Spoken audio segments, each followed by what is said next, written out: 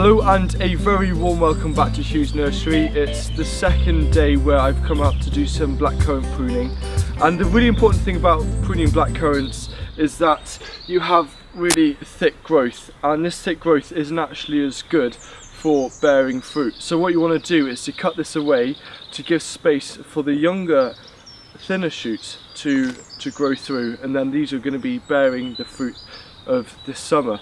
Now there are three key things you need to think about.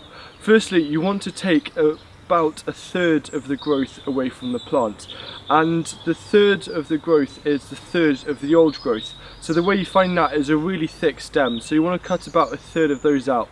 Then the next thing you want to do is to look to see if there are any horizontal growing branches, because branches growing away, it depends if you don't mind aesthetics or not, but as they grow away they can grow out and can become in the way if you're trying to walk past. So any which are growing like this, annoyingly, you can cut that out as well.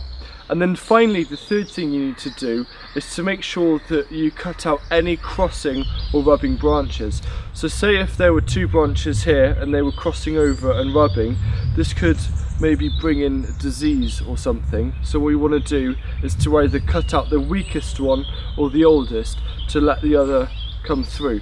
So that is really a simple way of pruning blackcurrants, and the ideal time to do this is any time when it's dormant, and try and do it just before about March time in the UK, so anywhere from November all the way through March. Now something which you can do, a really simple way to make more blackcurrant plants, is to make them out of cuttings, and all this stuff that you've been cutting away, you can cut this into about 30 centimetre or 12-inch sections and then place it either in a pot or directly in the ground, and probably 9 times out of 10 it will grow into another plant. So if you feel like doing some guerrilla gardening, and if you're in a rural area, then what you can actually do is go around hedgerows with 12-inch or 30 centimetre sections and just plug them into the hedgerows, and before you know it you might have a load of blackcurrants growing around your area. So thank you very much for watching, and I look forward to seeing you again soon in another video. Goodbye.